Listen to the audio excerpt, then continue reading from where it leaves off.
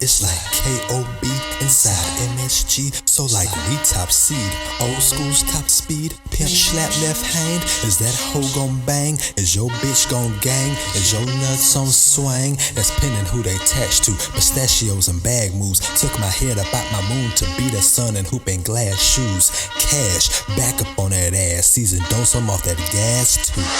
Coming no warning, Jack kamikaze. Bloody, battered and bruised. Adrian life been rocky. Third act of my saga struggle didn't break me or stop me. Dressing like I like my hair real drippy and sloppy. Draped up and dripped out. Put my money where I be talking about to move to H-Town and motherfucking burn it down. Henry tried not by Optimate Prime. I'ma still be in that to the day that I die. Wow. It's your boy, P. Henry Trotter IV, aka Home Run Trot, aka Casino P, aka at Frederick _Thugless on your IG, aka Quinn with the pen and with the lens, aka ChefBoy RP, creating the recipes, aka Mock Tube, cause it is written, aka your grandma's favorite house guest, because that boy got manners. And I almost forgot, aka Fat Hope Fred, cause you are where you came from. Don't ever forget where you came from. Your mama gonna put some on that ass. But this is episode 60, season 2. Give me some headlines. And y'all know, man, it's Memorial Day. We recording on back in our regular time slot of the evening. For the folks who have JOBs, and you know when you come off of that long weekend and some shit popped off over the weekend and you can't wait to tell your partner about that thing, man. And you see the attire that we in today. So we came here to work. We came here to put in some work and, give y'all some value today on this Memorial Day weekend. And you look at your watch, man, your homeboy be running late or you got there early, but you can't pop your shit without your homeboy sliding in there, bitch.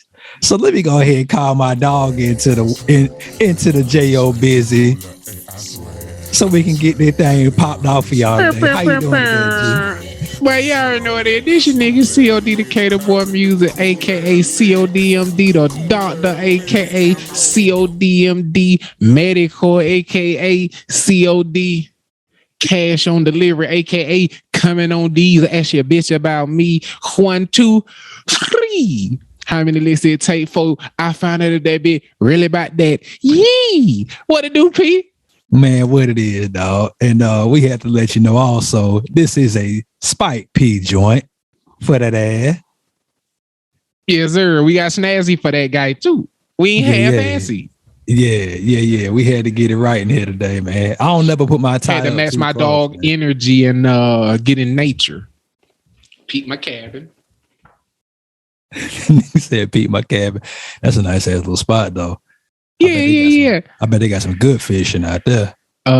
Shorty saying this shit. She said, that remind me of that cussing animal in the woods. I'm like, what the hell that is? And then she pulled it up, and it's that nigga who be like, you bitch, you. You know what I'm talking about? That light skinned nigga who be yelling.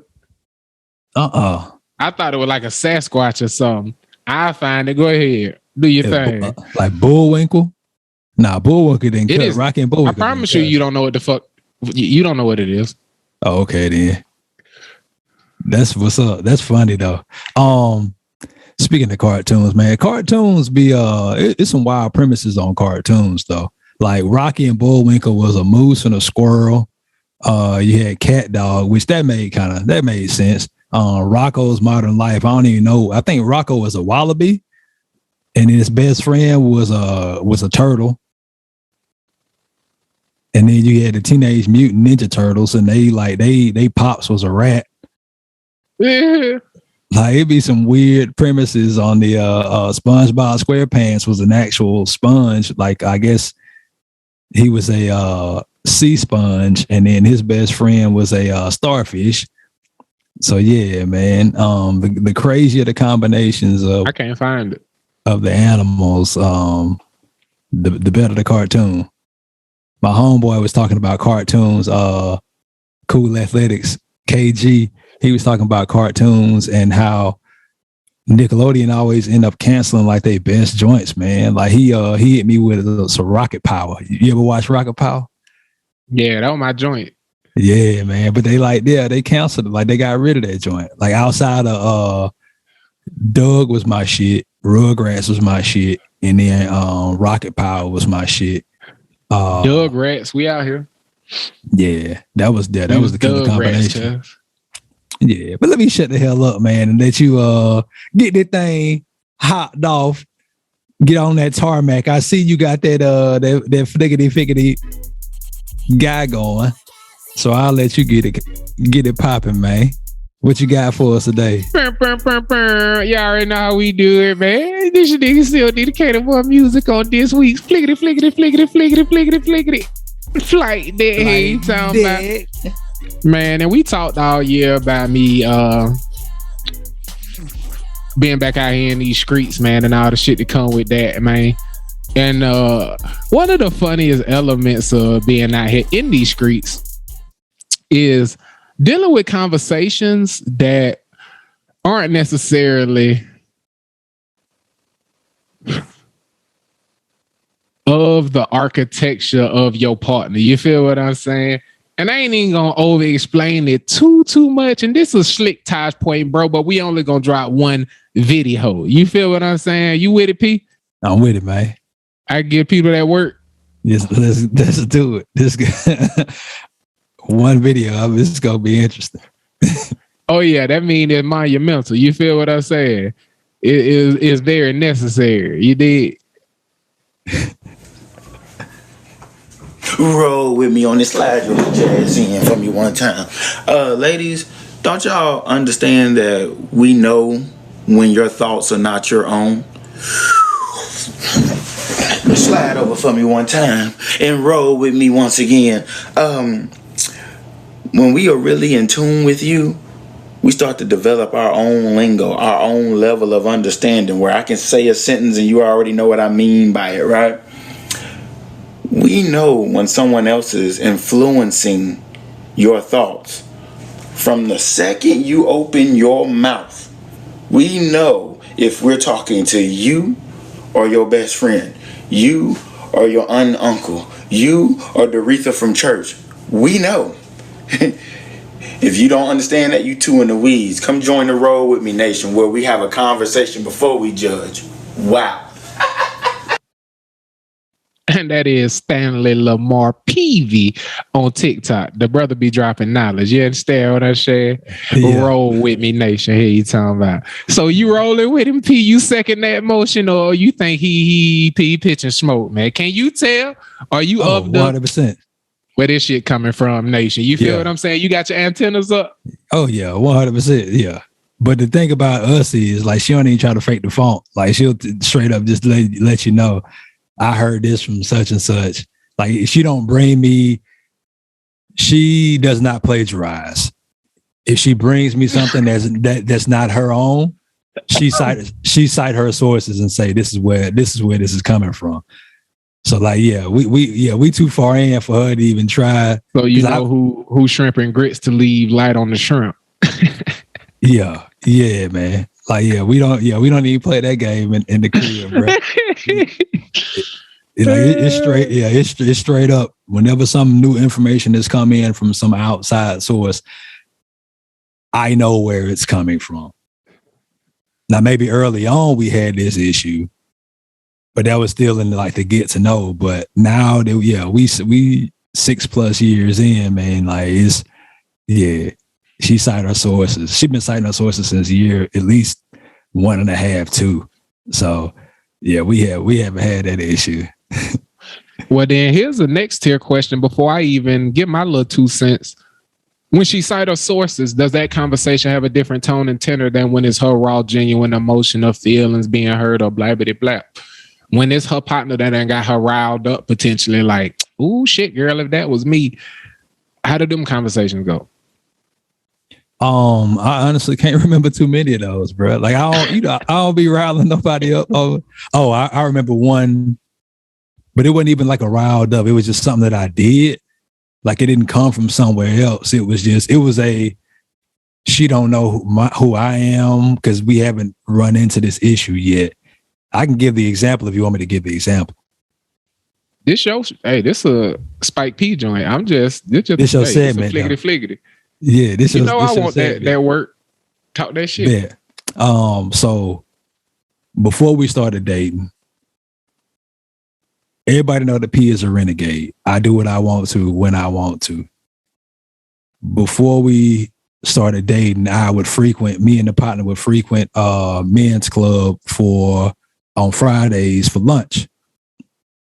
And I've men's been out club there for that. Yeah. So men's club is a strip club on Sage out here in Houston.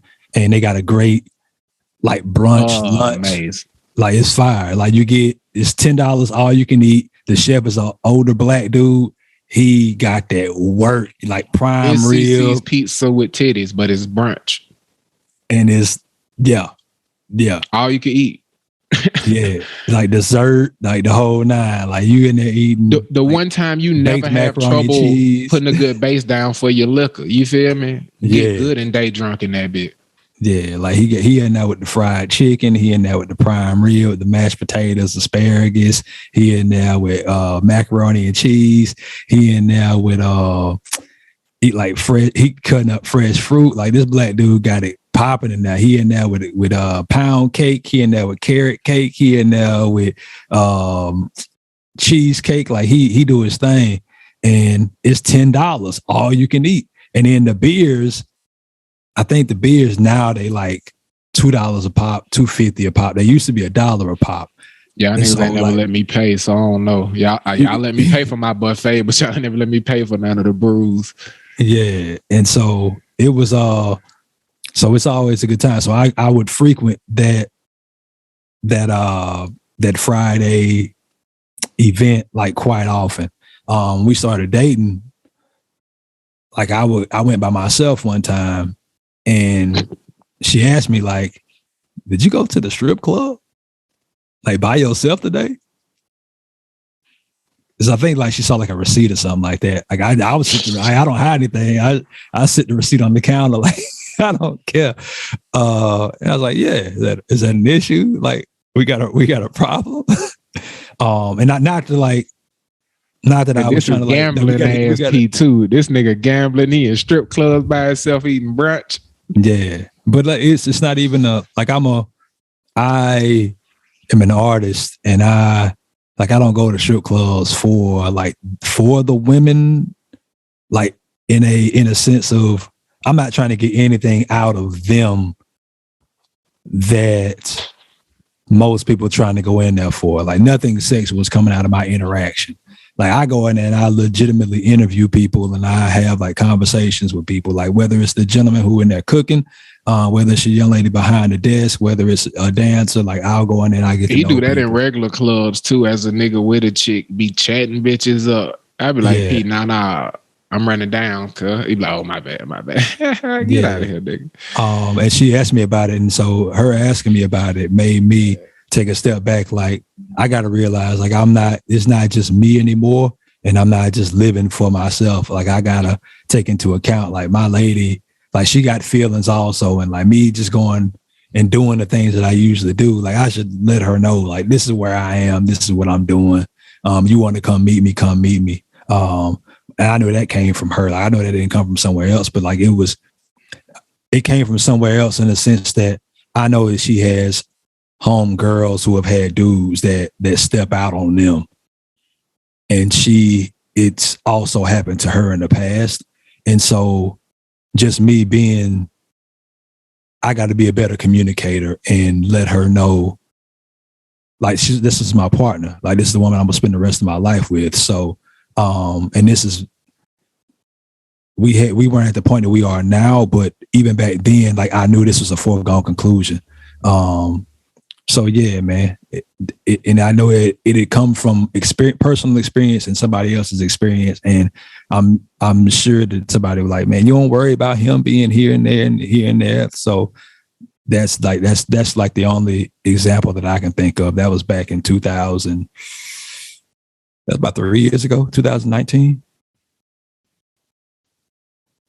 Yeah, man, that strip club situation a wild thing for me, man. And my first time going to the strip club, it was a whole big stink, and my partner showed their ass on me. So every time after that, or every relationship after that, it's been a kind of a, look, I'm a grown ass man, and we not gonna have conversations. We not gonna decide what I do. We'll only decide what we do. And if what I do make you not want to be a we, let me know that. And that's how I've moved from jump. Like, I don't discuss that shit. Cause like, I ain't even gonna go into deeper detail about that, but yeah. But also, I can tell you the last time I've been to the strip club. But if I feel like going, I'm in that bitch, and I ain't explaining shit. You feel what I'm saying? Yeah. I just, we all shaped by our different experiences, and I'm crazy as a caterpillar. But yeah, to answer my question of the flight deck, boy, this is something because I am extremely in tune as far as what be going on, or I like to think I am. I feel like I'm very aware when some shit is coming from an outside source. You feel what I'm saying? And I ain't even gonna go into a whole spiel. I'm gonna just tell you exactly what, and you know what I'm about to say, because I've told you I said it. Shout it. If I wanted to date your partner, I'd be hollering at her. Period. I don't be fucking with that friend intervention, even for solving problems. Because if you got a partner who you always confide in and she give you the answers to our problems, I'd rather be dating her, because I probably wouldn't even have that many fucking problems. You got this bitch ghostwriting you into my life, and I don't need to be with your ass. Let me find out we don't work. You feel what I'm saying? Don't team up and trick me. And then when she float off, or go find something else to do and ain't got time for this shit, now I'm in a terrible fucking relationship. You see what I'm saying? And now I'm in this bitch deep because you didn't have it for the first year. You feel what I'm saying? Yeah. I don't like that bring your partner in our relationship shit. Either we work or we don't. You feel what I'm saying? But that I don't like something you did and it come from a partner source. Like, I have never given it any energy. I listen, and when they finish, I just be kind of nodding, and then it'd be like, you ain't got nothing to say, and I'd be like, nah, because I don't have no feedback. It ain't a goddamn thing gonna change. Like, I have never been one of the belief that my partner not liking something made it wrong for me to do morally. And I don't think I'll ever be the type of human being that is willing to accept that from any dynamic. That someone in my life doesn't like it, so it is morally wrong for me to do. That's not how my beliefs work. And I don't think anyone could become so important to me that I sacrifice autonomy over my life decisions. I'm never going to be out doing some shit and not do it because somebody might get mad if they found out I did it. It would bring me joy to do it, but I'm not going to do it because somebody would be mad. I gave that up at 19 and I ain't never looked back. And it is what it is, G. Because my intentions are pure. And like I told you, I've never stepped out on anyone I've ever dealt with. And I refuse to let your past trauma shape my present. You dated a fuck nigga in the past, and I got to live a jaded life to make sure you are comfortable in the present. So he fucked up y'all relationship, your mind, and the way I get to live my life. Please. And I ain't got to fight this nigga. I don't get to beat his ass or nothing. Pass. That's a terrible negotiation. Some other nigga screwed you over, and I'ma have boundaries and limits drawn. I'ma live in a wildlife preserve, pretending I'm free. I can see the boundaries, and I'm jumping the fence. Judge me on the merits of my character. And check in or check out, and I respect the hell out of your decision and love you either way. Oh God, bruh. But I am not the type of nigga that could be. I just don't respect them boundaries. I had them same conversations with my parent figures. You feel what I'm saying? I was like, look, I don't give a fuck what your other sons was doing when you couldn't find them. I'm not them. So I'm not dealing with that shit. You feel what I'm saying? Until your front door is kicked in and they looking for me, I don't give a fuck what they was on. I'm not living my goddamn childhood with day restrictions. You feel what I'm saying? I had that conversation with my mama as a child. So I ain't finna have that shit going on as a grown ass man when I gotta pay to do all the shit I'm doing. Is I got these bills and this shit. I pay this cell phone bill. You gonna go through here and see what I've been getting? Nah, we not gonna do that. We're not gonna do. Oh, that's the one. That's the one. That's the linchpin that's spot on for the topic. That, bruh, we grew up in the Facebook era, no? Correct. I went through a crazy breakup in the Facebook era and went through the whole deleting all the pictures shit. And then Facebook had an update, and all of that shit came back. You remember that shit? Oh, I do remember that. Yes. Your whole history came back. Every comment you ever made, all that shit, every like. Nigga. And I was like, oh, fuck, dude. So I just stopped putting my relationship on social media because I ain't feel like having that shit archived. You feel what I'm saying? I decided that back then. Ever since, my paramour friends have asked her constantly why he don't never post no pictures of y'all. Boy, they be on my ass. And then we go do something with them. They ask me about this shit. And I be like, you don't think Shawty done talk to me about it? And she said, nah, she told me she talked to you about it.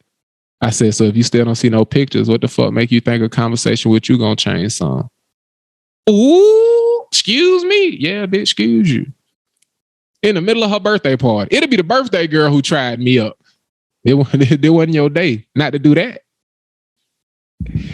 Here go your gift card.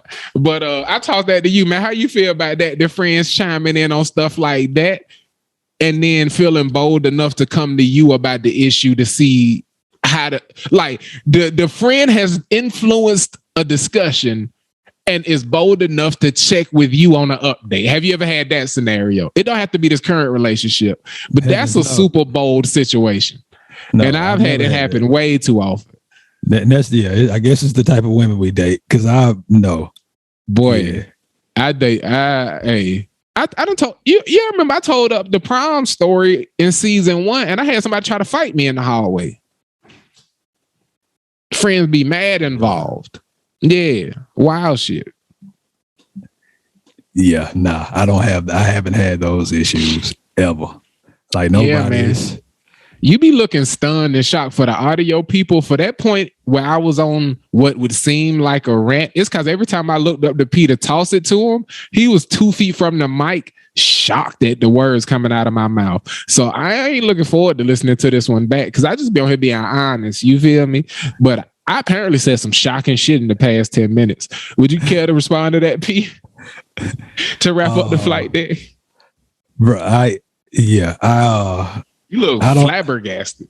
I don't envy that. Yeah. Because I don't know how I'll react to it, but nobody is man, woman, non-binary person of any of my paramours in the past have ever approached me. Non-binary? I said man, woman, or non-binary friend of my paramours. When we're mixing things up, we take a little bit over here, a little bit over there. We put it all in a pot and we mix it in. That's called a recipe. And it could be a recipe for disaster, or it could be an R4S. And so in this next segment, your boy P is going to take you through one of his recipes and let you know how he get down in this kitchen each and every morning. My dog queuing that thing up for y'all. And just so y'all know, the reason that drug like that is because I was supposed to drop it in already, but since he acting like he don't know the show mechanisms, I'ma act like I don't know. This nigga really tried me up, y'all, and y'all ain't gonna hear it because it got cut out. But this is just me protesting as show producer. I got you queued up. Let me know when you want that pop dog. Yes, sir, full man. Pop dog. We beefing on the show this week, y'all. So some months ago, your boy started really getting into sea moss. Up in there, act like he ain't crazy. And your boy really got into this sea moss, man, and this shout out to Jada Kiss, Styles P, and the Locks, man. Pharmacy for Life on IG. Yeah, man. Oh, is that what they are? Yes, sir. That's their store. Oh, okay then. Didn't know that. Pharmacy for Life. Yeah, Styles P run that joint. And I had heard about sea moss. I received emails from this one outlet called Uncolonized Sea Moss, and through that, like, I didn't really know what the hell it was. I was like, man, what the hell are these people trying to sell me sea moss for? And then I heard Styles P, Jada Kiss, my dogs from the Locks talk about sea moss, and I was like, oh, these are men I respect. Why you have me cut to the clip instead of doing this as the intro? It's just gonna be a black ass screen. Why are you doing this when it could have just been us doing? Oh, go ahead. Go ahead. No, yeah. Hit play. Yeah, hit play. No, you can keep talking. I just was like, yeah, no. You had me cut to the video. We just stand at the black. No, we got the intro. We got the intro, man. Hold up. Go back. Yeah, man.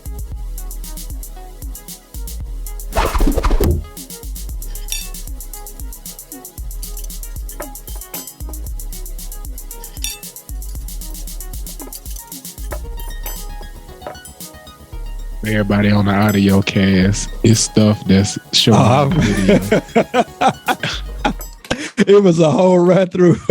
This your shit. I just shut up because I felt like that was the vibes. Oh, man. But you didn't say shit, so I figured I'd break the tension for the people who riding. Yeah.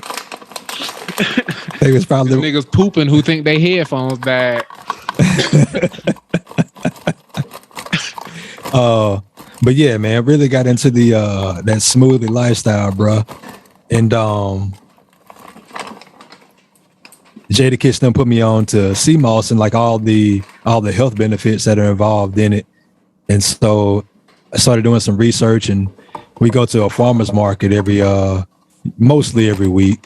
And at the farmer's market, there was a gentleman there who was selling sea moss, and I tried it.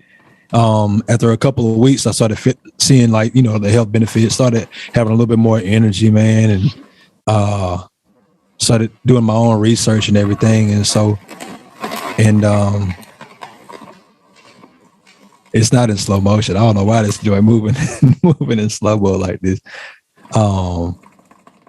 Me. Oh. I mean, I'll fuck off if that's what you're saying. No. You good money. You good money. What the fuck going on right here? I thought I'm about to hit a whole lot of dumb shit. I just was practicing for when it started blending. I be swearing, you don't like to let me just produce and get good at my piece, but I be trying to do shit. I just didn't know what was going on. I thought this was something that I had done. If you ain't being a jerk, I ain't being a jerk. I was just saying, I wasn't trying to be difficult. Now, is this blade on your blender shaped like a tornado? Does that shit not go straight up? What's going on here? Because when you put fruit on, it look like it's like spiraling around the blade. It's not on yet.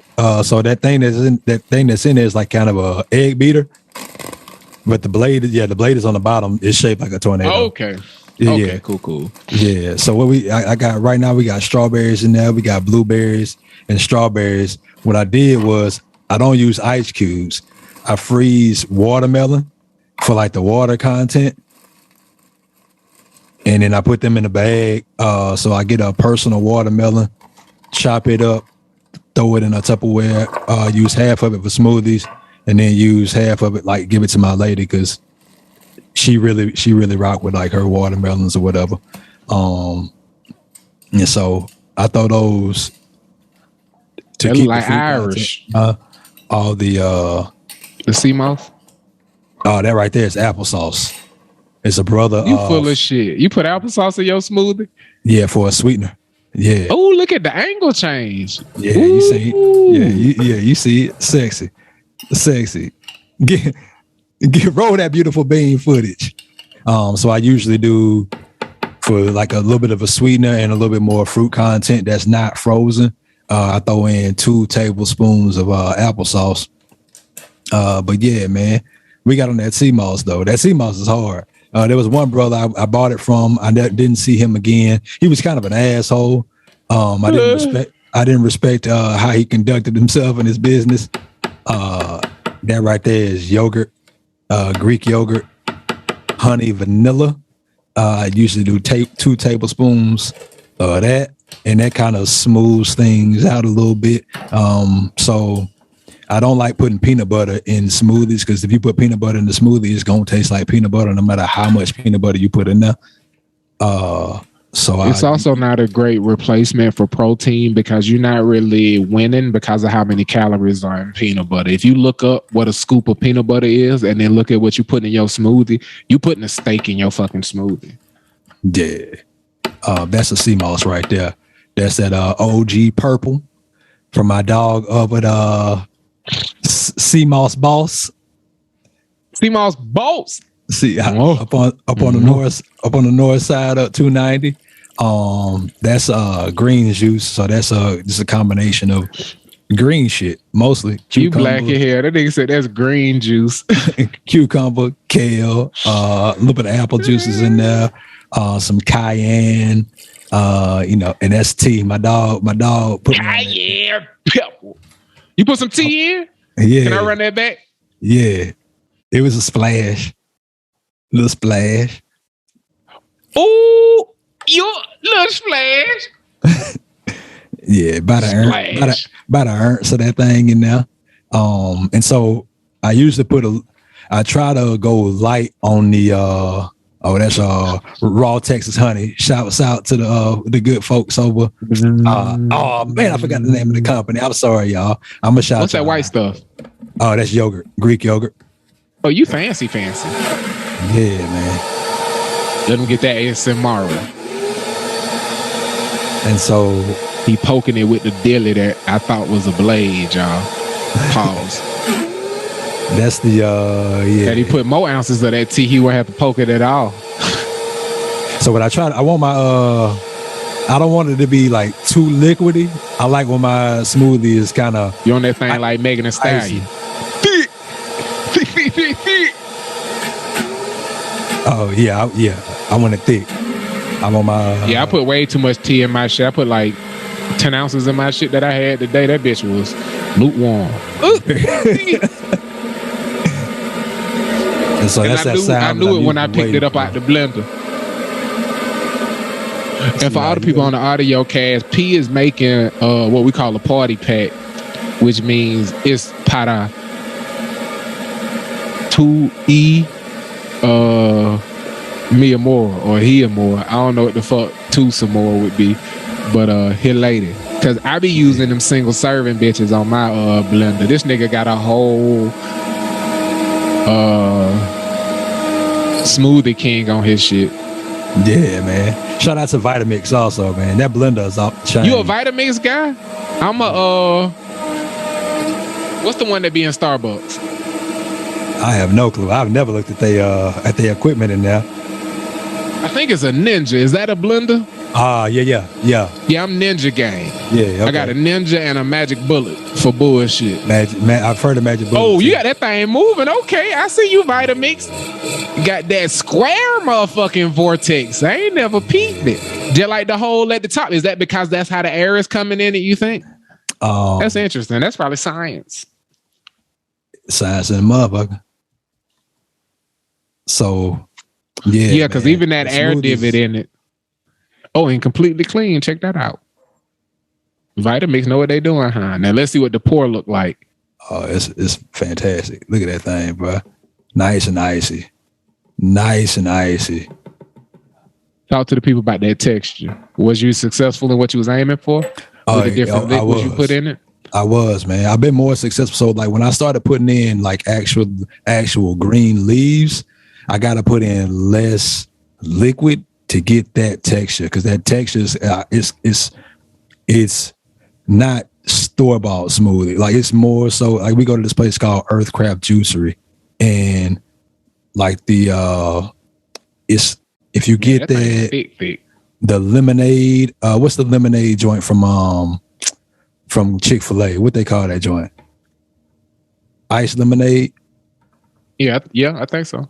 I think it's ice lemonade. So this is like I go for that texture to where it's like not runny, but like it's very icy, and like you gotta if you with a straw, like it would feel like it was a milkshake essentially. But 216 ounces. Then hit him with the puff. Bad boy. You see it? But yeah, man, that's how I get my morning started out. Every single morning, man. We get up at 4 a.m. We go work out. We come back about 5:35, 5:40. We throw everything in the blender.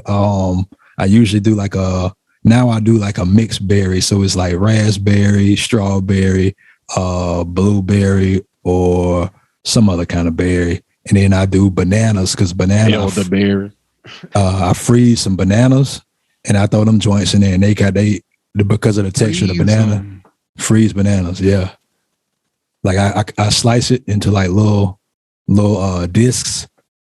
And then I meant to talk to you too. I read something recently that was talking about the you're not supposed to make greens in with your fruit smoothies. Oh, for real? Because the fruit smoothie is acidic. You understand what I'm saying? And a lot of what it does as far as the different benefits for your gut biome is counteracted when you mix in the greens. And everything you're supposed to get from the greens is also from the chemical reaction. It don't do what it would do as far as being processed into your system too. You feel what I'm saying? Interesting. Even down to how your body breaks it down. You don't want to liquefy vegetables before introducing it to your digestive system. You want to masticate them and then swallow them. You don't want to puree them shits. You know what I'm saying? Like, think of you wouldn't drink pesto.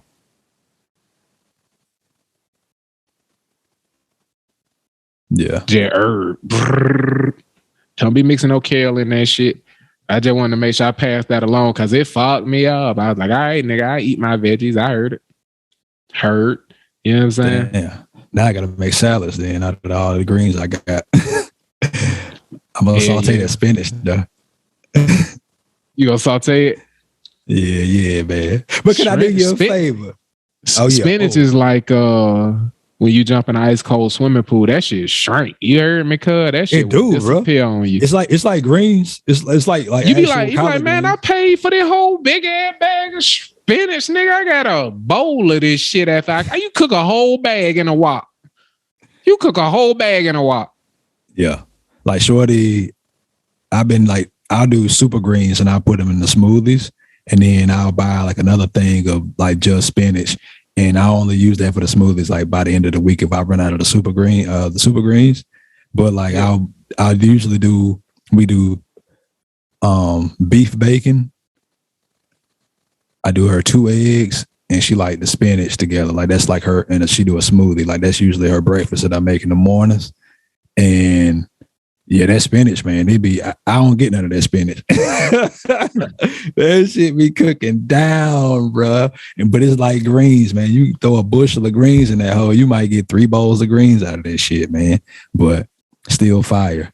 Still 100% fire. And now I just want I want to make some greens at some point here soon with some cornbread. My mom them coming in town at the end of June, so I'm gonna get her to make me some when she come in town. But can I do you a favor? What you got for me? Yeah, I'm gonna give me some headlines. What? I'm gonna give me some headlines. Nigga, they want $3.99 for 5 ounces of spinach right now. That's a headline for you. That shit gonna turn into an ounce of spinach when you cook it. Get that shit out of here. $5 for a bite of spinach. The nerve. I got some Deezers for your ass this week. Hit me with them. You ready? Yes, sir. All right. After 16 billion crypto platform hacking, 18-year-old math prodigy says he won't return the funds. Oh, I'm sorry. That is from the India Times. This is from Futurism. Neoscope is the platform. Google spinoff working on earbuds that spy on your brain signals. This next story is from Fox News. Golf fan who went viral for holding beer while watching Tiger Woods now has official merchandise. Hey, I'm not. That nigga Tiger an economy. And our good friends over at NPR, a man in a wig was detained after throwing a piece of cake at the Mona Lisa. Oh, fuck. Gotta go with NPR.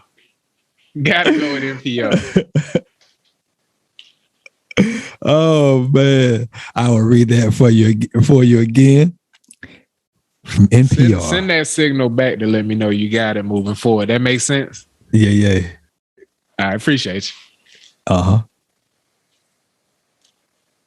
I think I saw you, but we Gucci. Hee. That's what's up. From NPR, a man in a wig was detained after throwing a piece of cake at the Mona Lisa. A man who seems to have been disguised as an old woman in a wheelchair threw a piece of cake at the Mona Lisa in Paris. Video posted on social media shows security guards at the Louvre Museum escorting the man away Sunday as he spoke in French about the planet. Think of the earth. There are people who are destroying the earth. Think about it. Artists tell you, think of the earth. That's why I did this, he says, according to the Associated Press. Another video showed someone clearing the cake off the glass protecting the Mona Lisa as onlookers held up their phones to film the incident's aftermath. The 36-year-old man was detained and sent to a psychiatric unit, according to the AP. The original Mona Lisa was painted by Leonardo da Vinci between 1503 and 1519. The oil painting hangs in the Louvre's largest room, according to the museum's website. This isn't the first time the iconic painting has run into trouble. The protective glass was put up after it was damaged in an acid attack during the 1950s. In 1911, the Mona Lisa disappeared from the museum. For more than 2 years, there were no hints on where it could be until someone tried to sell the painting to an Italian art dealer who informed authorities. So the Mona Lisa was recovered, and her fame was all the greater, the Louvre says in its website.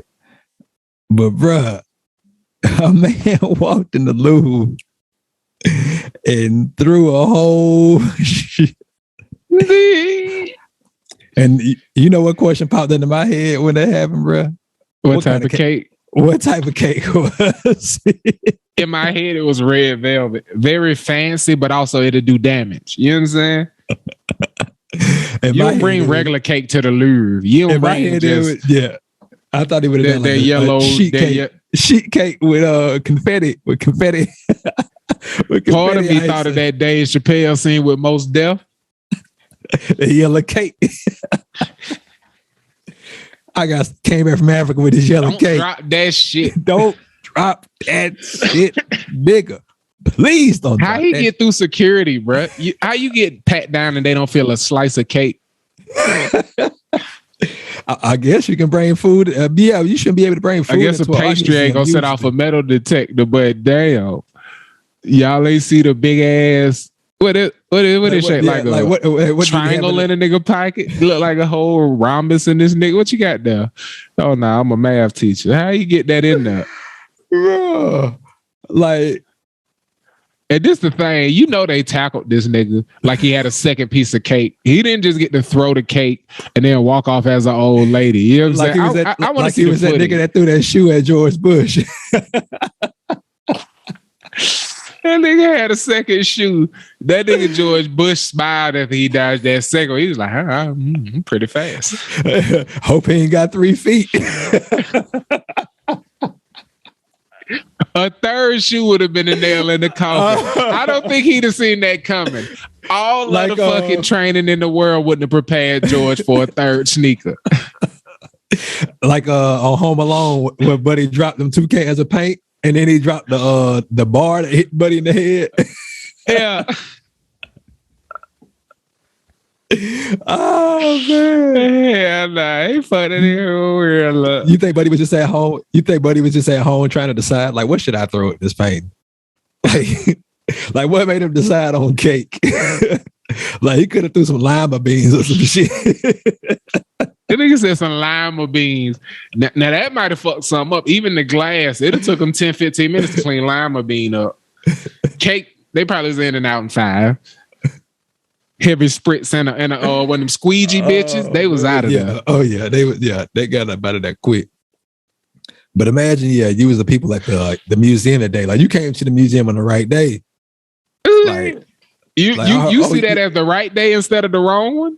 Hell yeah, that's the right day. Man, you went to the museum today? Man, I saw the Mona Lisa. Oh man, that's what's up, bro. A nigga threw some cake at the Mona Lisa today. Shut the fuck up. Like that's a great story. You at the museum on the right day. Don't nobody want to go just on a regular day. Now I'm not trying to go when nobody's shooting, but I'm definitely trying to go with nigga throwing cake. If it was in America, I'd assume it was a statement at obesity and he threw cake at Big Girl. That fucked up. Why he threw cake at the Mona Lisa? He wouldn't have threw cake at the Venus de Milo. You feel me? She couldn't catch that shit. Yeah.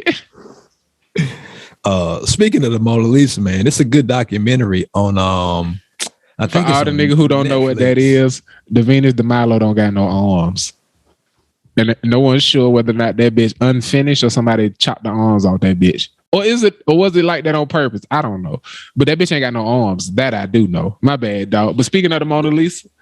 Yeah, man, there's a good documentary on Netflix about art and art dealing and like what is art and what is not art.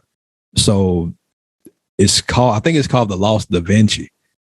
What somebody bought in New Orleans at like an art show, this painting that was like, it didn't have his signature or anything on it, like when they bought it, but he bought it for $1,100. And it was apparently like a Lost Da Vinci painting of him painting, like it's called the El Salvatore, like the savior of the world is what it's called in Italian. And it was Jesus. And apparently Da Vinci painted it, like Buddy bought it for $1,100. Guess how much it sold for? 6 figures or 7? Say again. Was it 6 figures or 7? It was 9. Yeah. I was definitely not going to guess in the right ballpark. I was going to guess either 725,000 or 5 million. I don't know why, but those were my 2 guesses, depending on what your answer was. So I'm gonna go 5 million. That's my genuine highest guess I would have gave. It's so how much did it sell for? 450 mil. Nigga, sell me in the 456. God damn. That shit was 60 times what I thought. I said 5. So 5 in the 450, that's 90 times what I thought it was. That's disgusting. 450 off of 1,100? Off of 1,100. I gotta do that math, nigga. What type of return on the investment is that, nigga? Off 1,100, bro. The Lost Da Vinci. But so the documentary is about whether it was actually a Lost Da Vinci or not.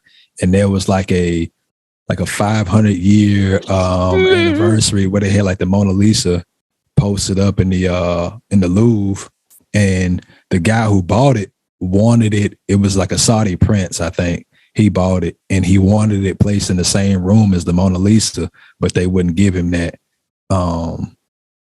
And he was like, well, I'm not going to let y'all get it then. The Louvre wanted it. They was like, but we're not going to put it in the same room as the Mona Lisa. He's like, well, this was where it Which belongs. painting was that? It was the Salvador. Oh, I see what you mean. The Jesus painting. Yeah. Gotcha. Yeah. But it's a solid documentary.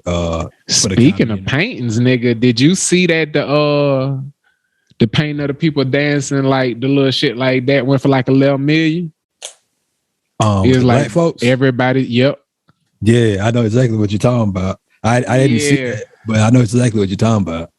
They like your mama favorite hallway painting just went for 11 million. Y'all been nice. That's real nice. Yeah, it was a black man who bought it too. The bidding was a bunch of different folk, but a black man wanted to bid. Yeah. Hell yeah. Dope. Is it going to a museum or is it like going to his like private collection? I ain't read the whole article. I ain't even gonna cap. I was picking out stuff and I was like, it ain't my week. What the fuck am I doing? I saved it though. So it may be on there for next week. Yes, sir.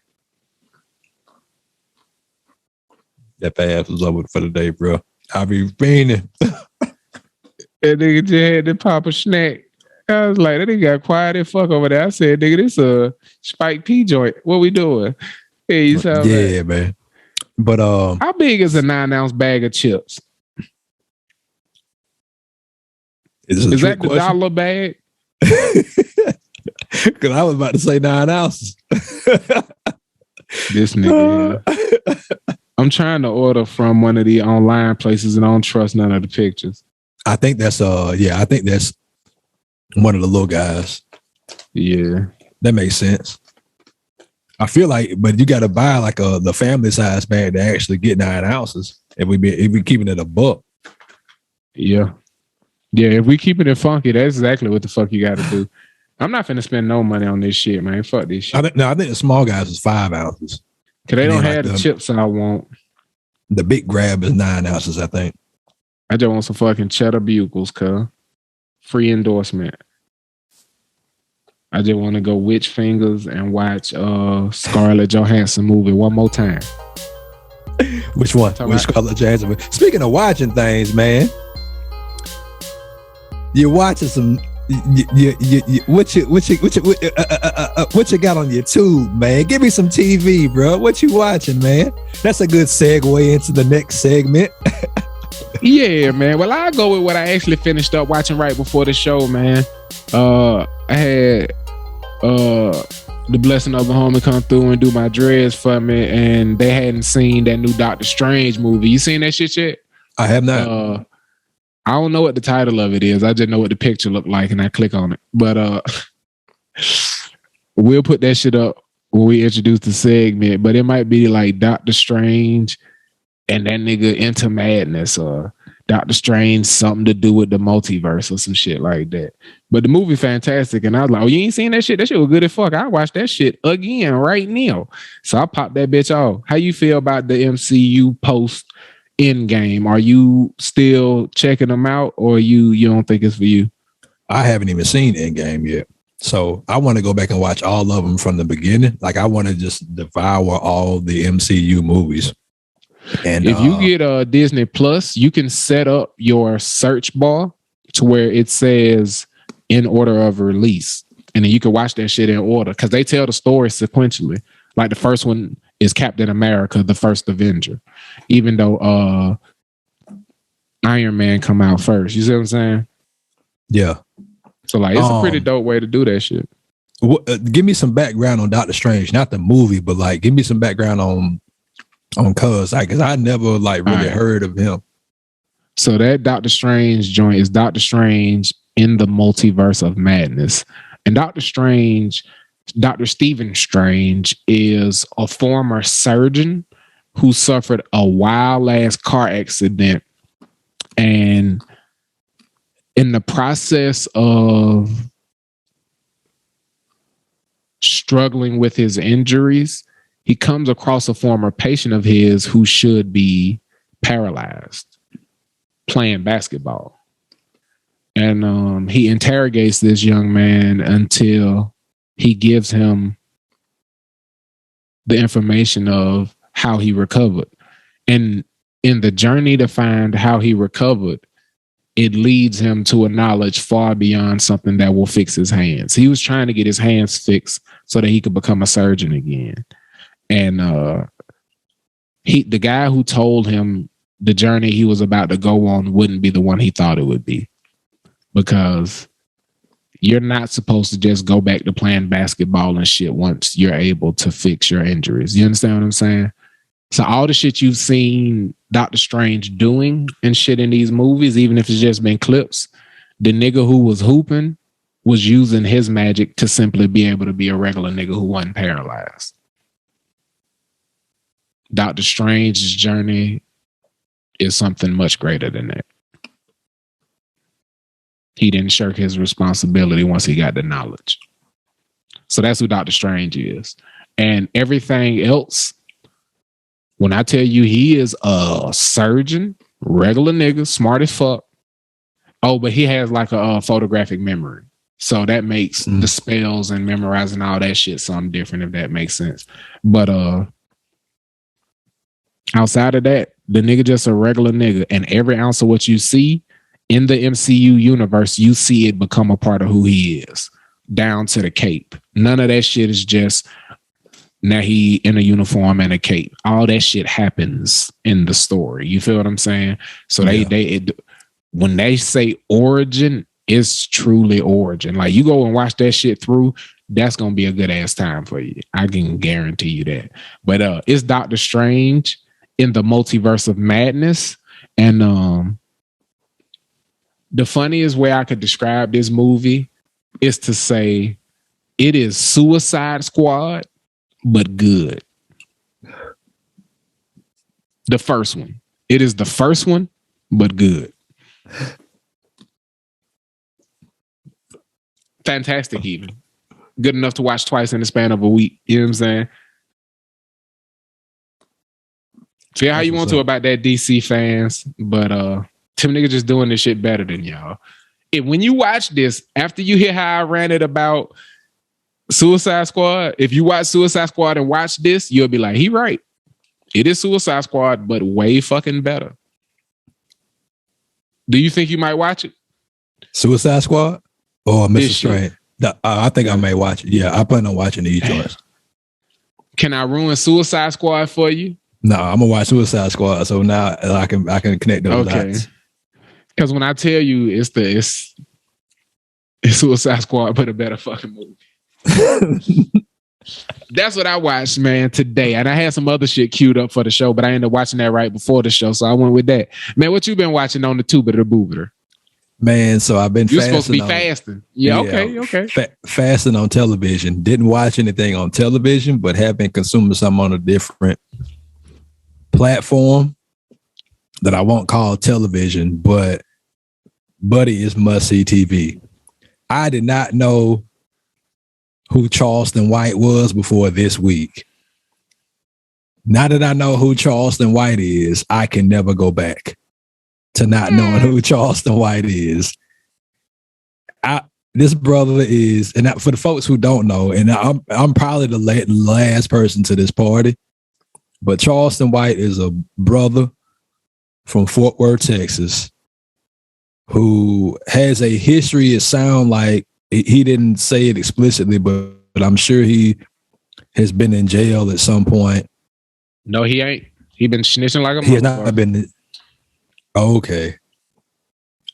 Yeah. But the first video I saw of him was him talking about how he get a lot of money from every job that he get. He just sue their ass. Yeah, I sent you one that you ain't see. Can I play it for the people to give them a little bit of context? Please. Because this person a crazy person. Can you see that? I can. Who did the young people pick as their leader? NBA young boy. Ooh, give me gas talking about that little boy. Who did the young people pick? Wait, what? You catch that? I read it back. Who did the young people pick as their leader? NBA young boy. Ooh, give me gas talking about that little boy. Who did the young people pick? No, man. Charleston.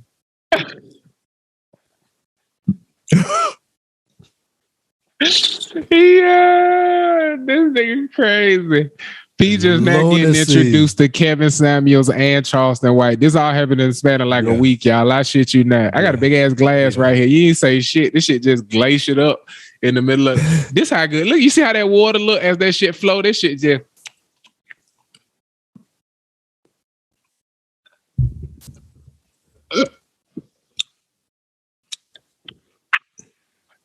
For the people who are confused on the audio, C.O.D. is drinking his glacial water with, I'm sure, alkaline infusion or something. Straight like pure from the waters of Lake Minnetonka. Shouts out to the purple one.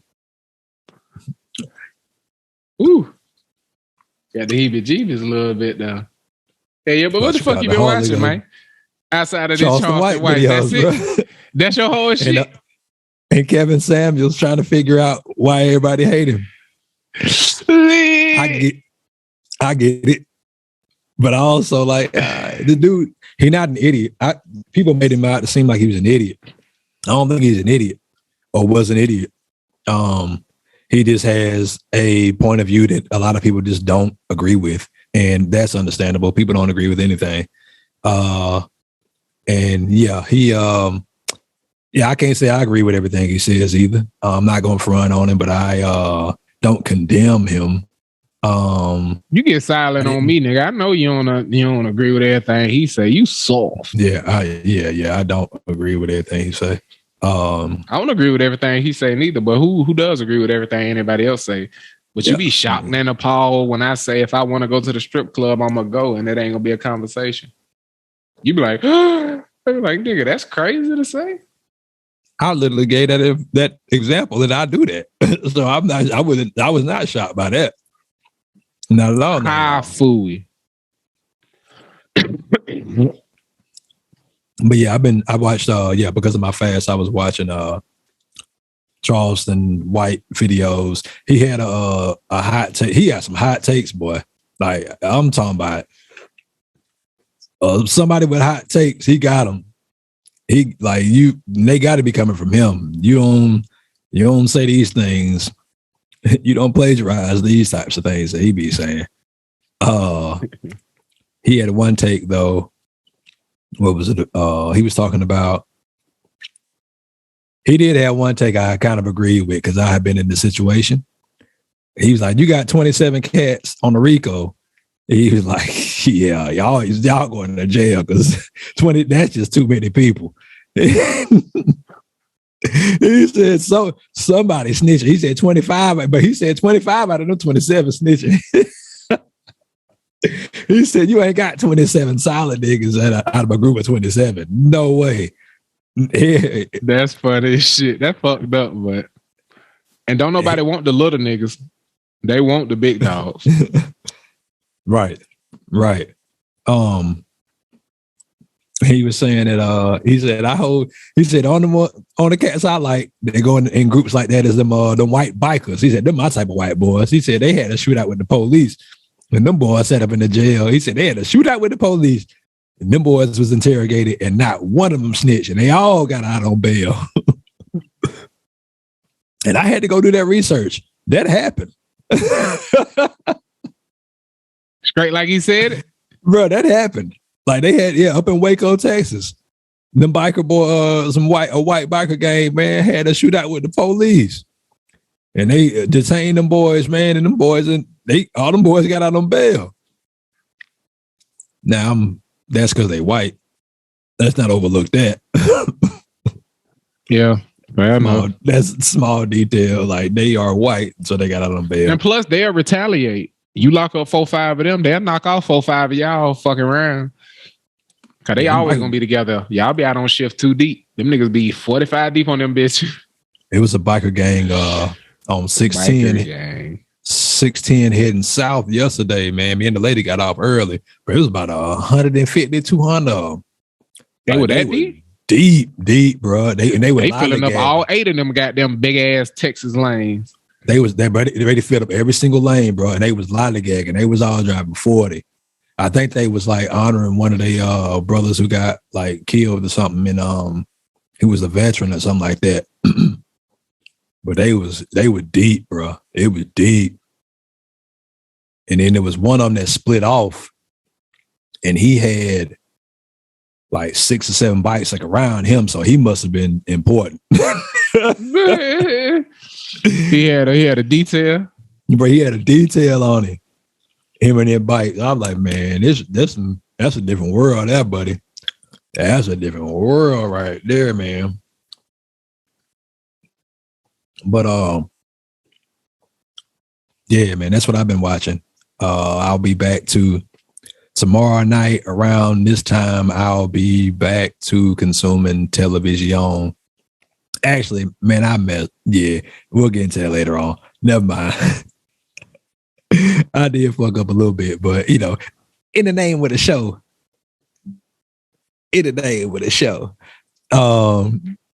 But I ain't hear shit that you. How did you fuck up? I ain't even gonna care. I wasn't paying attention to the fuck up. I was making sure I was ready. I said we'll talk about it later on. It'll come up. It'll come Titty. up. That'll work. It'll come up. Cool. Yeah, man.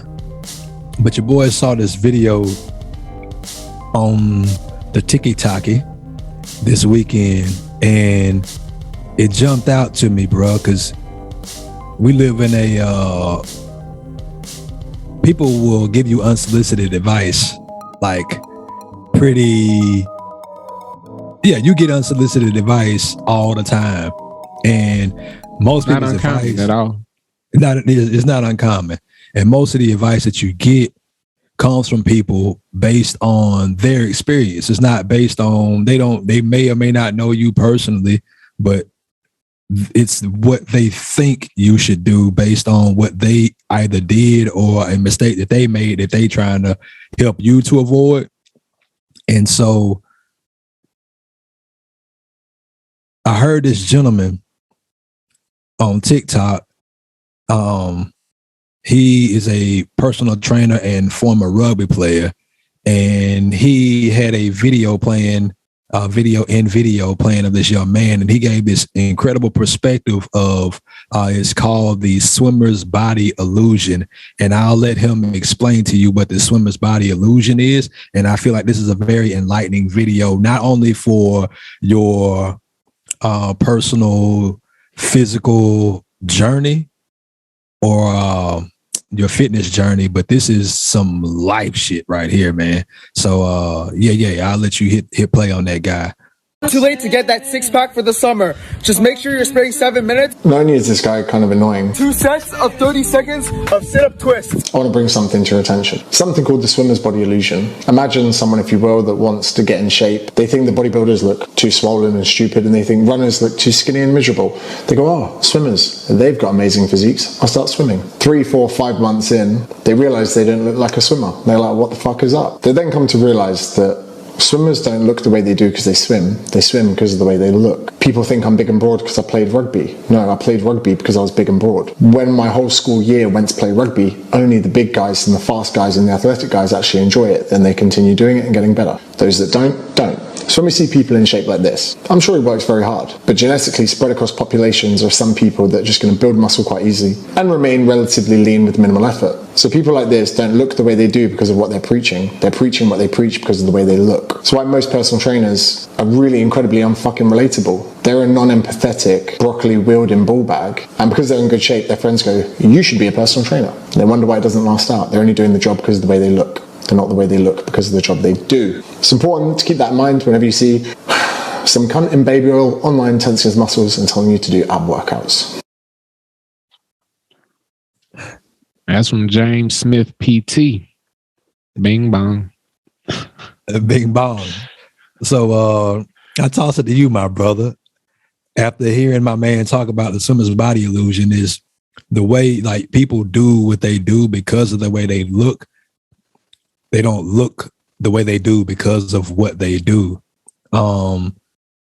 did that have any impact on you, or do you have any thoughts about that illusion that because I played football, and I played football because I was influenced to play football, not because my body, like you said, I think last week when I came to college, I was 165 pounds soaking wet. Yeah. Like soaking fucking wet. I would be much more suited on a basketball court or a golf course or a tennis court somewhere. But I was out here running up against motherfuckers like, what was that boy name from DePaul? Jeremiah something. It was a white running back that was like 240 pounds. And I had to tackle that dude several times in a game. And I was like, why am I out here doing this? Like my shoulders and back killing me. I had 8 tackles. They was all that dude. Why am I out here tackling this 240-pound man? This is insane. My feedback would be two-tiered on this because, I always try to think about things from multiple perspectives. You want the thing that's linear or incongruent, the thing that kind of takes a derailing point? I want the thing that you care about telling me about the most. Well, I care about most responding directly to what you said, and it's the thing that derails us. I feel like this doesn't apply to you, and it may not apply to most melanated people because in a lot of different inner city or rural areas, our path is not chosen by our body type so much as it is the resources that are at hand. The reason so many of us play basketball because even without nets and the court isn't upkept right and the concrete cracking, all we need is a $10 basketball and we can go do that. We don't play soccer because shin guards is $50 for the good ones. You know what I'm saying? Just the shin guard. Yeah, that's true. We ain't talking about cleats. Like any shoes you wear, go be your basketball shoes. And we usually just take whatever our school shoes is, they the school shoes, and then the old shoes is the basketball shoes. So it's about resource and opportunity. And that's why you see people like Gabby Douglas come along, and then right behind her, you see Simone Biles do shit that no human being has done in her sport. You feel what I'm saying? It's access and it's resources. You feel what I'm saying? When it comes to that side of it. But from to respond linear to what he was saying as far as people's image of themselves, I think that is a wildly healthy way to go about choosing your path to health or reshaping yourself if you do have a desire to get fit or to do this, that, or the third. But like the simplest way I can explain that is like no matter how much weight is gained or lost, certain people have different body types. People with love handles, if they lost all of that weight, those would become gutters. That is the same body type. And the only reason I know this is because I am that body type and I did the shit. So a more linear body type, if when you gain weight, your belly pokes straight out instead of spill out, when you lost weight, your stomach would look different than mine did. So trying to have cum gutters is going to be much more difficult for a different body type, even if they not 300 pounds trying to get there. You see what I'm saying? Yeah. So when I say he is spot the fuck on, he is 100% on, because I don't have to do anything other than not be heavy to have cum gutters, bro. And I thought I was going to have to do all this wild shit. Like when I started to realize that shit, bro, it has been 4 years since I did an ab workout. When I started to realize it is my body type and all I got to do is be in shape and I am going to have a nigga shit. I ain't like soaking wet off a treadmill, lay on my back and it's going to happen anyway. Nope. The most abs I might do is the one where you grab the cable and do this one. And that's only because I get the top part. Because the bottom part done. It do that shit by itself.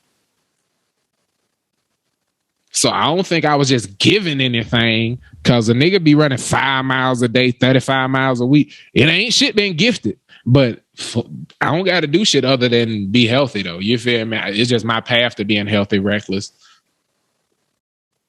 Your thoughts on both sides of that, the resource element and the, you know, a big nigga who became a small nigga and the way he went about doing it. How you feel about it?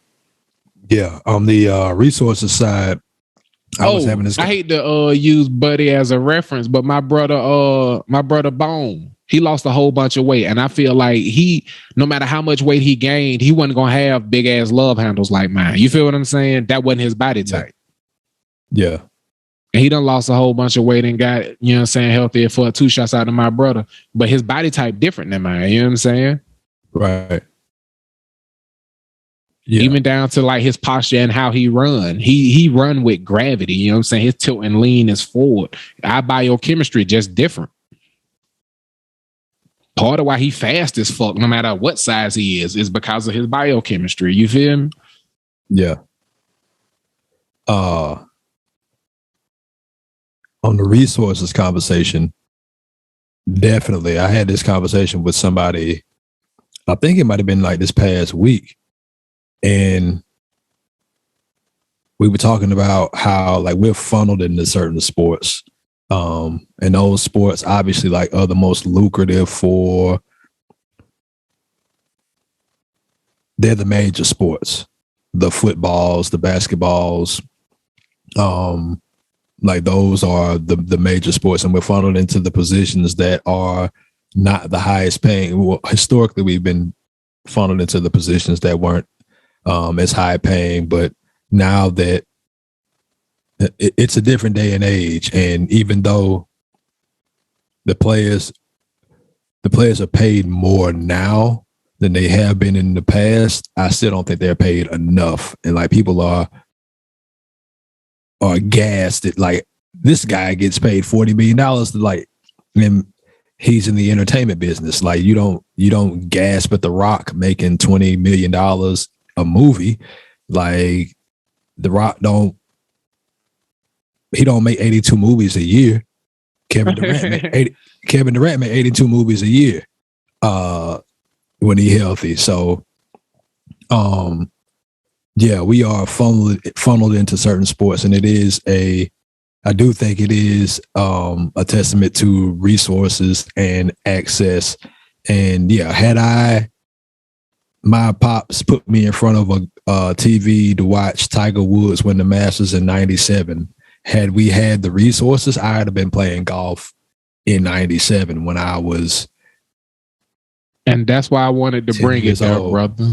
To tie that on two ends for you. Because of my access and resources, meaning my mother refused to get me anything for football until I was bigger than her was her rule. I'm not finna watch a baby smaller than me play that tough ass sport. That's what she told me. When you bigger than me, you can walk in, and when you can look down and say, Mama, I'm ready to go get my football shit, we'll go get it. But I started off playing soccer and tennis, nigga. That's why I know how much good shin guards cost, because I was the only black kid running around fucking shit up. I played defense, goalie, and forward, nigga. We was out there fucking people up. But and then I played tennis, nigga. I was sponsored by Nike, nigga, and I played football. The very first year I played football, I hit a nigga and my shoulder blade sunk like a quarter of an inch out of place, bro. And my tennis swing was never the fucking same. The middle school coach. Oh, so you didn't get hurt playing tennis? No, I got hurt playing football. Oh wow! I thought you got hurt playing tennis, and I played on the team my 6th grade year because I wasn't bigger than my mama yet. I just started playing football in my 7th grade year, and I got hurt the very first year. And the tennis coach was fucking furious. I'm talking about I didn't pay for shoes past the age of 8. Like I was sponsored by Nike, fool. And I got fucked up my first year playing football. And it's like, well, we're not going to sponsor you doing that because you don't seem to be too great. I was like, oh shit, these niggas is ruthless in the sports world. Cause like the way I got that shit, it was like a little competition. They came to the Boys and Girls Club, and they had shoes you could win, and they gave you 3 tennis balls. And you could win shoes, one of them little stringy backpacks, or a t-shirt. And the stringy backpack was the big hole. The t-shirt was the medium size, and the shoes was the small one. I hit all 3 of them holes into the small hole. And then I looked at them and I said, y'all didn't say we could only win 1 pair of shoes. And they was like, we can't give you 3 pair of shoes. I looked at the director of the Boys and Girls Club and I said, they can't not give me 3 pair of shoes. And they gave me 1. And then they asked for my address because they were like, we can't give 3 today. We'll mail you the other 2.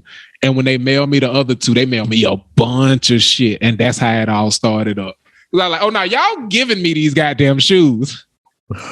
Yeah. And I swear them hoes were cheap. Them bitches was the ones I got that day was cheap as fuck. Them bitches turned my ankles purple. The ones they sent me was dumb, cuz. And I was like, well, I see why they giving them out for free for any Tom, Dick, and Harry that could hit a hole through. But a nigga who could do them bitches 3 get the sneaks. You heard me? I was in that bitch in windbreakers. I had the 96 Olympic bitch with the pocket on it.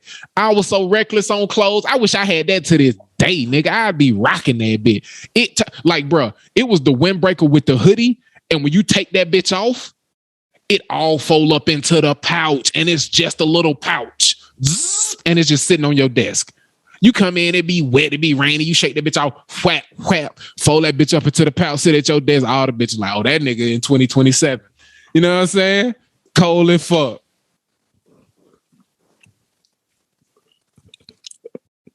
Oh, and the connection to that is Sewanee, man.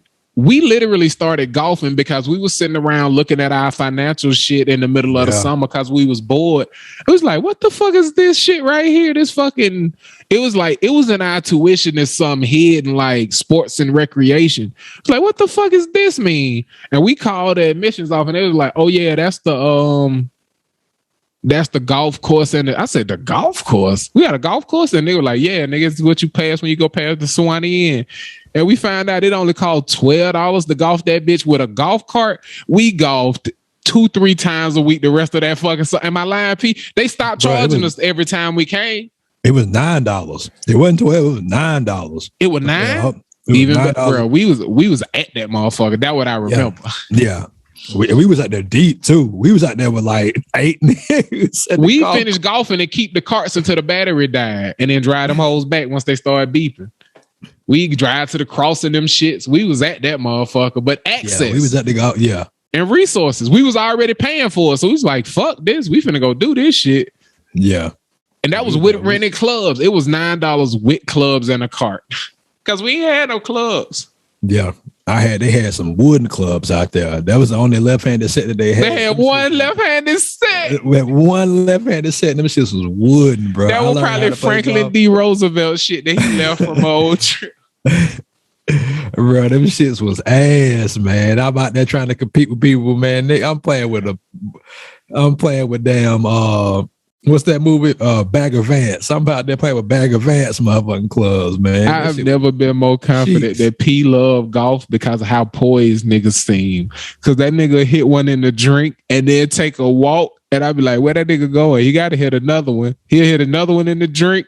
He'll just go sit in the cart like, nah, I'm gonna just take a drop. That nigga P be ready to break that club in half, yo. Yeah. Man. That was a good time though. Very good time. Very good time, man.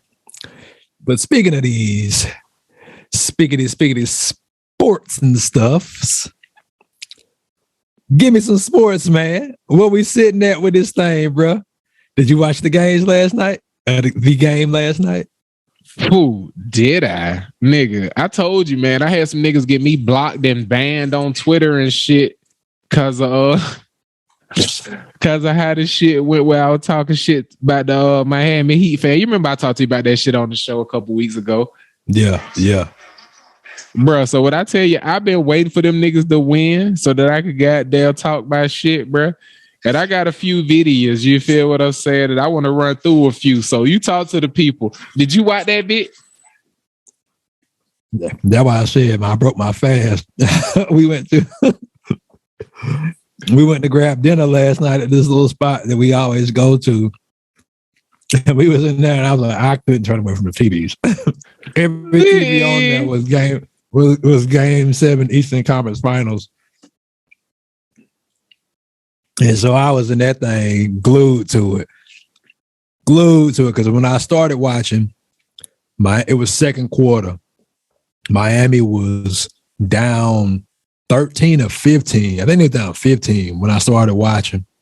By the end of the first half, they was down 6. And then our food took a while to come. And they kicked it off. Once they kicked off in the third quarter, man, it went kind of back and forth. But Miami, I think they ended up taking the lead at one point, or they came back and they was super close to taking the lead or something like that, man. So it was they turned it into a really good game, like a damn good game. And my dog Jimmy, man, people have been criticizing Jimmy for taking that 3, saying that ain't who he is. That ain't man. Jimmy played every last minute of that fucking game. That man had to be fucking gassed, and that ball was online. He just needed a little bit more leg for it to fucking go in. So I am with Jimmy. Jimmy's like, man, we can go to overtime. When you say he just needed him a little bit more leg, it made me think about that clip where that woman be talking shit to the nigga, be like, oh, you ain't got enough dick for all that. What you trying to do? That nigga Jimmy came up short. He got the perfect name for that too. Just like when the nigga talking about the first time he seen that Cialis commercial, you like, did they really get a motherfucking name Jimmy Johnson to do this? Did nobody think about this, or was that the point? And then his other partner was Dick Vermeil or some shit like that in the commercial. It was real ridiculous. What the fuck we talking about? Oh, bruh. I got that thing queued up, bro. I'm gonna run through how I hit them niggas up after I got unblocked from Twitter just to be petty. I was like, oh, okay, that's how we gonna walk. I got something for you niggas. My shape up better, my car faster, my drip better, my clothes fit better, my hoes better, my tattoos better. I'm stronger than you, my bitch thicker than yours, my guns bigger than yours, nigga, my guns bigger than yours. I talk better than you, I hustle better, I can get $1 quicker than you. I talk better, I walk better, my shoes fit me better, I get paid. Talking my shit, you hear me? But I like to play both sides. When they won game 6, I was like, nigga, Jimmy Butler ruined a lot of shit talking I had playing. Go follow us at Gimme Some Headlines on the ticket at top. We be entertaining. Finds Butler. Butler turns, fires. It's good as the shot clock expires. Jimmy Butler, and it's a 6-point lead.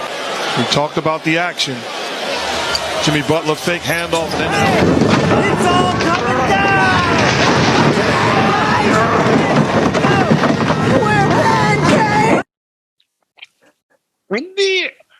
But after everything played out, man, when you ask me how do I feel about the finals, man, how excited am I?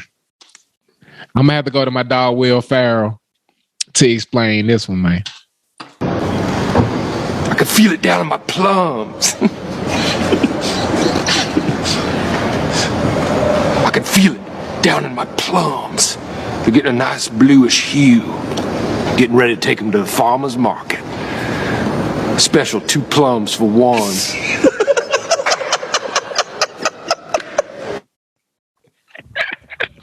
You excited, bro? We got the Splash Brothers versus the Cash Brothers, man. Ebony and Ivory, uniting light skin and dark skin for all time in the city of hate, Boston. How you feel about it, Kev? I'm gonna go on record. This is the first time ever that I will be pulling for Golden State in the finals. All them light skinned boys. I can't go for Boston, man. I can't do Boston. Not Boston. It's tough, man, Tatum. But I think I'm gonna ride it out. I love that. I love that boy Tatum, man. I'm not rooting for Boston. I'm rooting for Boo to have a great finale to his fandomship season, because me and him been talking mad shit all year back when the Lakers still had a shot, and we was both 500 past Christmas, and he was talking mad shit like, nah, I 500 not like y'all 500. I'm like, you shitting me, nigga, and they 500 was not like our 500. And so he been talking his shit. They been winning and going into this one. When the Miami fans got me banned from Twitter, I was like, fuck it, nigga, it's go green. And now that they beat Miami, I'm not ready to stop rooting for these niggas, man. It's been pretty fun. And as a Laker fan, I feel like a whole ass traitor. Oh yeah. You a Lakers fan? How you pulling for Boston? This is interesting. I'm a big ass Laker fan, but even down to how other people who don't know I'm a turd in the punch bowl been responding, and I'm like, oh, it's pretty cool to be a Boston fan. They pretty nice to each other. Niggas who been seeing different shit I've been writing about Boston, they be like, yeah, and I be like, yeah. For now. We both get one in the 2020s. It might turn into the 70s. You feel me? Us versus them. I'd like to get that popping, and they got to get them one to make it interesting. So I think I'm rocking with Boston, man. We making our choices tonight. Who you picking in the finals, man? I'm going to go to State, man. We gonna wager this thing. I so that I actually got a root for him. I don't either. I hate this dude. I don't know. But not for any good reason. What's your reason? He and the thing is, I probably shouldn't dislike him because he kind of play like me, but like the way he do it is, I don't know, it's this disgraceful. Like he I don't know. Tell you why I don't like him. I can't quite put my finger on it. I don't like I don't like his face. Like the genuine reason, and that's why I say I don't have a good reason.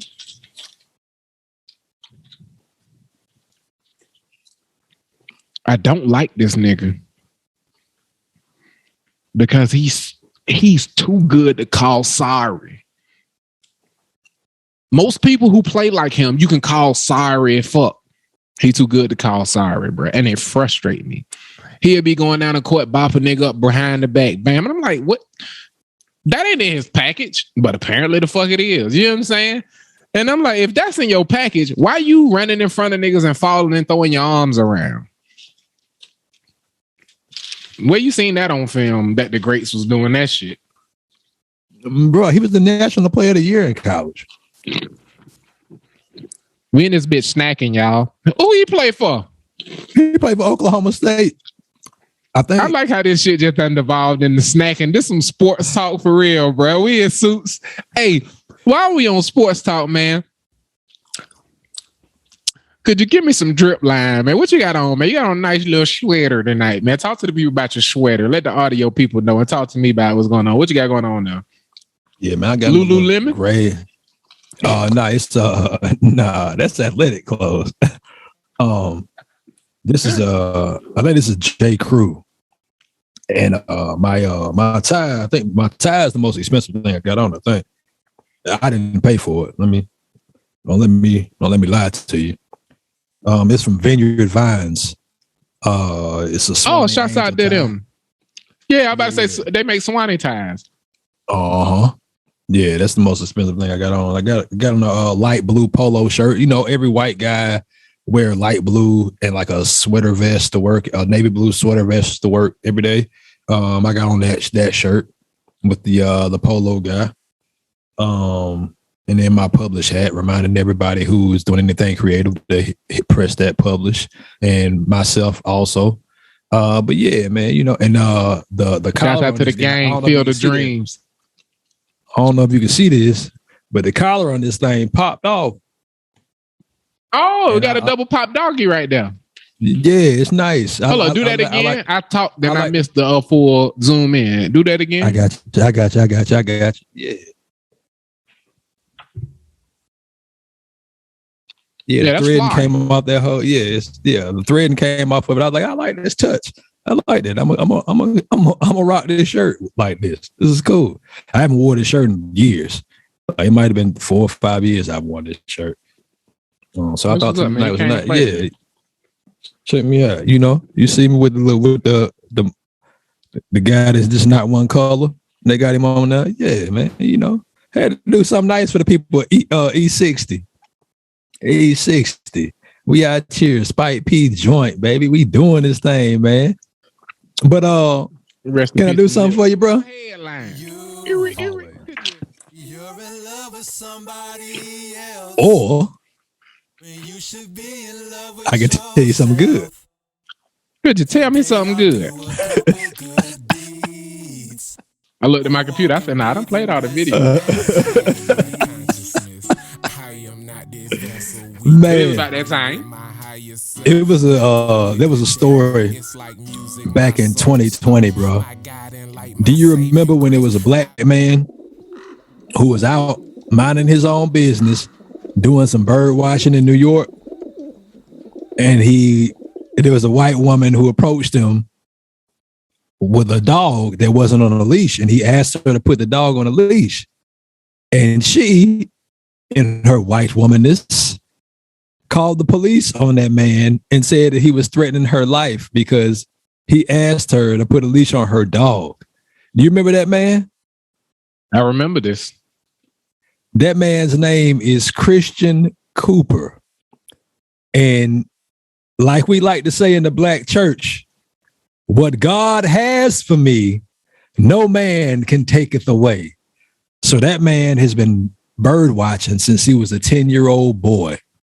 Guess what opportunity just came this man's way because of racism? What's that? National Geographic has green-lighted a show for this man, for him to bird watch. He got his own show premiering in June, I think it's June, on Nat Geo, called Extraordinary Bird Watch or Extraordinary Watcher. But that man got his own show on Nat Geo. From bird watching as a 10-year-old to being I think he was 40-something or 50-something in New York, bird watching.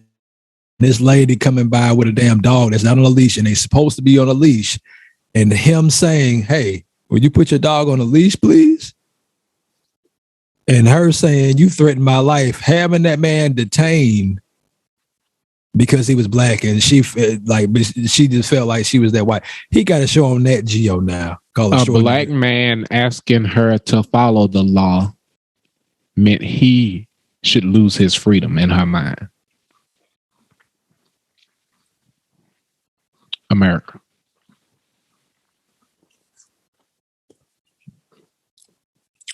Also America. Fuck you, white bitch. I got a show on Nat Geo now. I'd love if the first episode was him and a private investigator following her around. Bird watch. Bird watch. Fit around this on my tail. I call them bird watches. This right here is a 56-year-old Karen, and you can tell from the verticality of the wig. The older they get, the higher the flume. Give a whole profile on her. No, things have not worked out the way she thought it would in life, and she is going to make sure the world knows about it. Look at those beady gray eyes. You can just see where all of the life flooded right out of them. That last little flicker of hope waiting to escape with the rest of it. Look at those feathers. They the color of sour milk.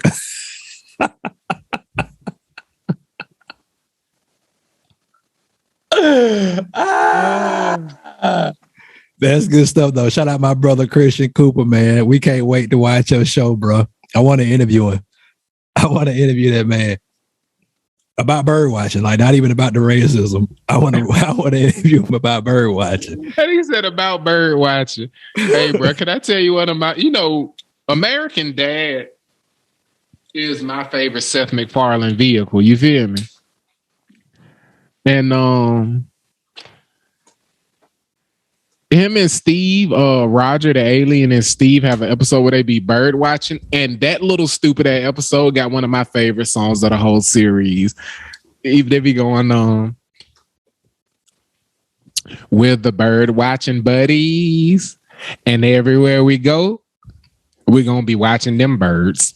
That shit's so fucking fire, bro. And they be just strolling along. We're the bird watching buddies. And everywhere we go, we gonna be watching them birds. And they do that shit maybe 4 times in the episode. And every time they start it up, bruh, that shit turn me up, bruh. I love American Dad. That shit a good show. We was walking the puppy butt recently, maybe 4 or 5 days ago. And there was two older white gentlemen out there bird watching, like with cameras, like legit, like binoculars and cameras and shit. And they've been doing this for a lot. Like one dude had an ascot on. Like it was fire. I was like, man. And I wanted to ask him more questions. But they was into it. Like, can I tell you something to show them if you ever run into them again? Yeah. I showed this to an old nigga who was out looking at stuff. I don't think he was a bird. He was just looking at squirrels and all kind of shit. But he had an iPhone 13. I was like, you don't know what you're doing with that. He was like, oh, no, I know what I'm doing with that. I said, you don't know what you're doing with that. And I showed him how to get that bitch up against his camera at the right distance to where the camera was looking through the binocular. So his whole fucking iPhone screen is what the view of that binocular is in 4K. And imagine just hitting. You feel what I'm saying? Put him up on game, cuz. Old niggas gonna love you.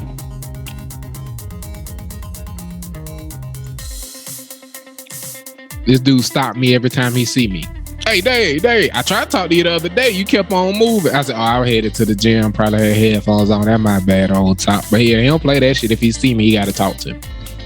You got that man posted up outside of the grill looking at all the women's through them binoculars in them outfits over there.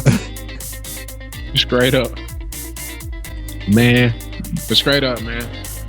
Whether it's a nice little tip or a little bit of courtesy, man.